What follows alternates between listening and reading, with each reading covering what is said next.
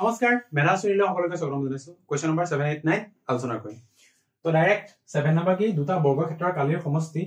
225 বৰ্গ সেন্টিমিটাৰ এটাৰ বাহুৰ দিশ আনটোতকৈ 3 সেন্টিমিটাৰ বেছি বৰ্গ দুটাৰ বাহুৰ দিশ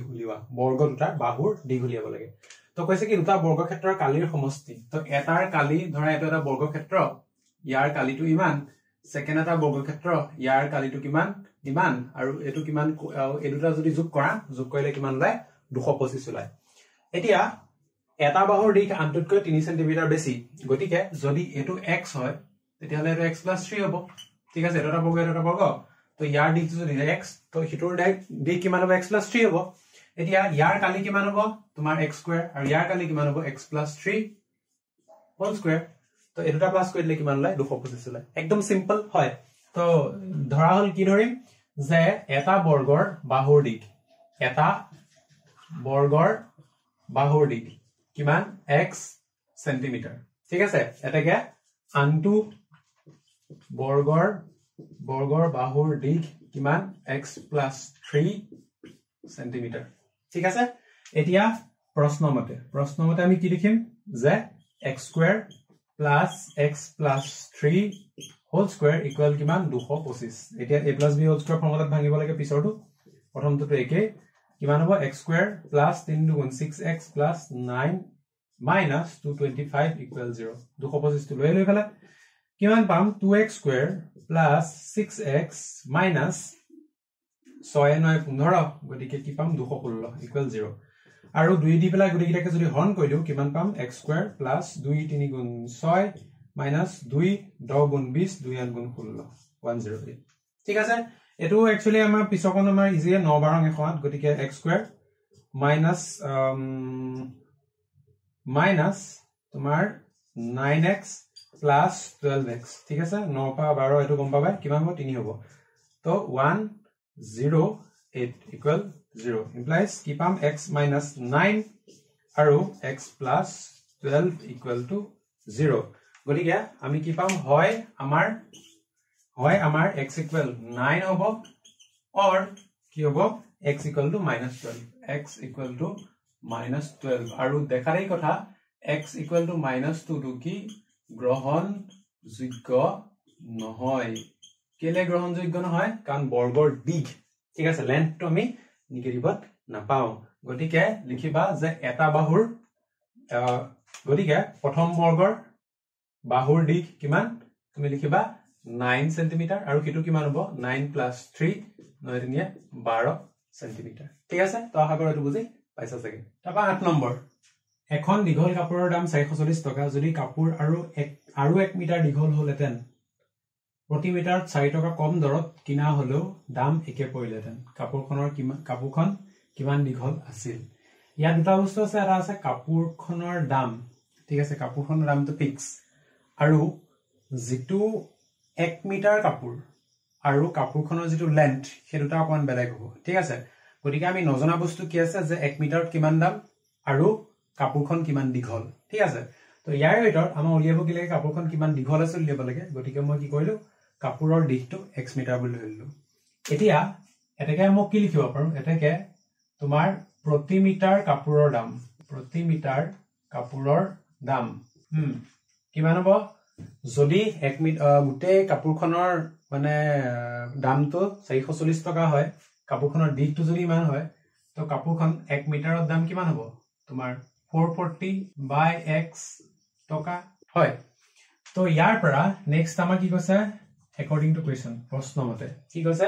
যদি কাপোৰ আৰু 1 মিটাৰ দীঘল হলহেতেন মানে কাপোৰখন আৰু 1 মিটাৰ দীঘল হলে এখিনটা এটা বস্তু চোৱালে মই মানে সৰুকৈ অকমানকে লিখি দিছো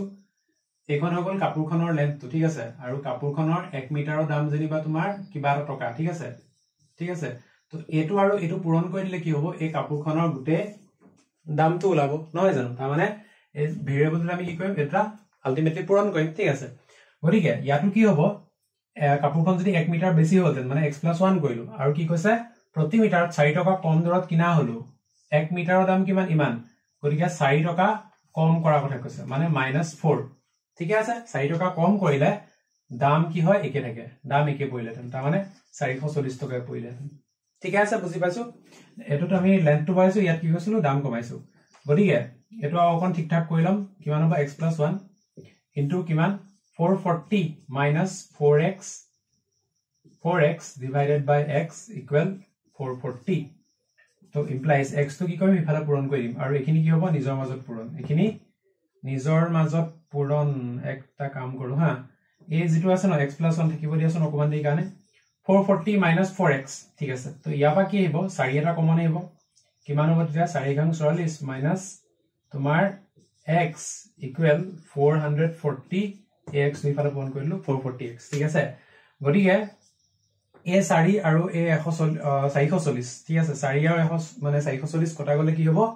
মানে 4 ৰে 140 সৰি 4 ৰে 440 ঘন কৰিলে কিমান হ'ব 110x এটো বুজি পাইছো ঠিক আছে নেক্সট এটা নিজৰ মাজত পূৰণ কৰিম x * 110 কিমান হ'ব 110x তাৰ পিছত x into minus x কিমান minus x square 1 into 110 কিমান 110 1 into minus x কিমান minus x ঠিক আছে গতিকে দেখা দেই কথা ইয়াত 110x গল থাকিলে কিমান minus x square minus ইমান গতিকে ইয়াক মই minus টা ইনটু কৰিলে কিমান হ'ব minus x square plus x minus 110 চোৱাচোন বুজি পাবা minus টো সবকে পূৰণ কৰি দিলো গতিকে a minus to plus হৈ গল আৰু 110 টো আগত মাইনাস আছিল আৰু তাক কিফালে পঠিয়াই দিলো গতিকে ইয়াটো দেখা দেখি ওলাই আছে কব গলে x squared তাৰ পিছত minus 11 সৰি plus 11x minus 10x 10 11 110 ন minus 110 equal 0 গতিকে এখিনি যদি এলসিয়াম লোৱা সৰি এলসিয়াম নহয় ফেক্টৰাইজ যদি কৰা কিমান হ'ব x plus 11 আৰু কি হ'ব x minus 10 equal 0 গতিকে ইয়াৰ পৰা কি পাবা x equal minus 11 or x equal to 10 দেখা দেই কথা x equal to minus 1 টো কি হয় গ্ৰহণযোগ্য নহয় এটো লিখিবা গ্ৰহণযোগ্য নহয় ঠিক আছে কিয় গ্ৰহণযোগ্য নহয় কাৰণ দামটো আমি নিগেটিভত নাপাও হয় বা লেন্থটো আমি নিগেটিভত নাপাও গতিকে কি লিখিবা এটাকে কাপোৰখনৰ দিগ হল কিমান 10 মিটাৰ এটা এনেকে লিখি দিবা যে কাপোৰখনৰ দিগ হল 10 মিটাৰ বুলি আদায় আশা কৰো এটো বুজি পাইছা সকে 9 নম্বৰ কেজনমান শ্ৰমিকৰ মাজত 1500 টকা সমানে ভগাই দিয়া হল যদি 4 জন শ্ৰমিক বেছি হলহেতেন তেন্তে প্ৰতিজনে গায়ে প্ৰতি 15 টকাকৈ কম পালেহেতেন শ্ৰমিক কেজন আছিল তো 1500 টকা ভাগ কৰিছে হয় আৰু শ্ৰমিকৰ সংখ্যা আৰু প্ৰত্যেক কিমান পায় হেতু দিয়া নাই ঠিক আছে গতিকে প্ৰথমতে আমি কি কৰিলো শ্ৰমিকৰ সংখ্যাটো x বুলি ধৰিলো কাৰণ আমাৰ উলিয়াবই দিছে শ্ৰমিক কেজন আছিল ঠিক আছে শ্ৰমিকৰ সংখ্যা x জন এটাকে প্ৰতিজন শ্ৰমিকে পায় কিমান 1500 বাই x টকা হয় গতিকে প্ৰশ্নমতে আমি কি কৰিম এই দুইটা পূৰণ কৰি দিলে আমি কি পাম টোটাল মানে পইচাটো পাম মানে এজন শ্ৰমিকে কিমান টকা পালে হেতুৰ লগত শ্ৰমিকৰ সংখ্যাটো যদি পূৰণ কৰো তেতিয়া আমি কি পাম যে টোটাল কিমান টকা মানে পালে হয়নে গতিকে কি কৈছে যদি 5 জন শ্ৰমিক বেছি হলহেতেন x plus 5 যদি 5 জন শ্ৰমিক বেছি হলহেতেন তেন্তে প্ৰত্যেকজন শ্ৰমিকে গায়ে প্ৰতি 15 টকাকৈ কমকে পালেহেতেন প্ৰত্যেকজন শ্ৰমিকে 1500 বাই x মাইনাস কিমানকে পালেহেতেন 15 টকাকৈ কমকে পালেহেতেন ঠিক আছে আৰু কমকে পালেহেতেন মানে কিমান টকা এই দুটা পূৰণ কৰিলো আমি কি পাম 1500 পাম ঠিক আছে পইচাটো ক্ষেত্ৰত একো বেলেগ নাই দিয়া 1500 দিয়া আছে ঠিক আছে গতিকে সেই একেটা পইচাতে যদি মানুহ বাহিলেহেতেন তেতিয়া হলে কি হল পইচাটো কমকে পালেহেতেন আৰু মানুহ কমিলে অবিয়াসলি প্ৰত্যেকে পইচাটো অলপ গায়ে প্ৰতি বেছিকে পালেহেতেন নহয় জানো গতিকে এতিয়া সেই আগৰটো নিচিনা অলপ আগত কৰাৰ নিচিনা একেই কৰিম ঠিক আছে তো x plus 5 থাকিব দিয়া ইউ কৰিব নালাগে ওপৰত কিমান হ'ব 1500 minus 15x divided by x equal 1500 তো implies x plus 5 থাকিব দিয়া একো কৰিব নালাগে পুৰণ ইয়াপা কি কৰিবা 15 এটা কমন লবা কিমান থাকিব 100 minus x আৰু x টো ইফালে কি হ'ব 1500x মানে x টো ইফালে 1500x ঠিক আছে গতিকে এই x plus 5 আৰু x plus সৰি এই যে 15 ৰে এই যে 1500 হৰণ কৰি দিলে কিমান হ'ব আমি পাম 100x ঠিক আছে বাকি এটো আৰু এটো ডাইৰেক্ট পূৰণ কৰি দিছো একেবাৰে পূৰণ কৰি তোমালকে লিখিব পাৰা x স্টেপ দৰকাৰ হলে যে x plus 5 into 100 minus x এনেকে লিখিব পাৰা নিলিখিলেও ইমান কথা নাই বুজি পালে হলো ন ঠিক আছে তাৰ পিছত পূৰণ কৰিবা এতিয়া কিমান 100x - x square plus 500 minus 5x equal কিমান 100x গটিকে ইয়াৰ পৰা কি হ'ব 100x কটাই গল ঠিক আছে equal to 0 ওলাব তো implies মই কি পাম -x square minus 5x minus 500 sorry plus 500 minus 5x আগৰটো নিচিনা একে মাইনাস পূৰণ কৰিম কিমান হ'ব x square plus 5x minus কিমান হ'ব 500 equal 0 যদি ডাউট থাকে আগৰটো চাই লবা আগৰটো ভালকে বুজাই দিয়া আছে মানে ইয়া আগৰ কোৱেশ্চনটো ঠিক আছে বাকি 500 আৰু 5 implies x square এতিয়া 500 ভাঙিবলে হলে কি হ'ব 5 পূৰণ 100 আৰু কিবা 25 দি কৰিলে 25 দুগুণ 50 20 এটোতে ওলাব ঠিক আছে গটিকে কিমান হ'ব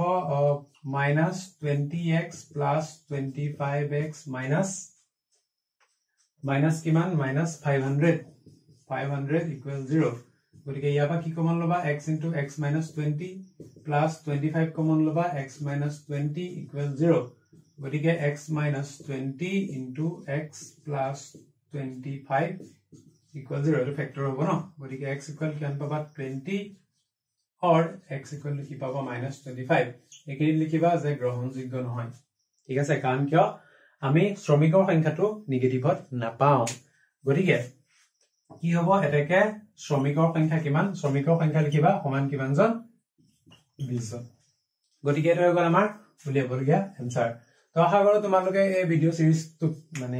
4.2 গুটেখিনি কোৱেশ্চন 4.1 গুটেখিনি বস্তু বা গুটেখিনি ভিডিও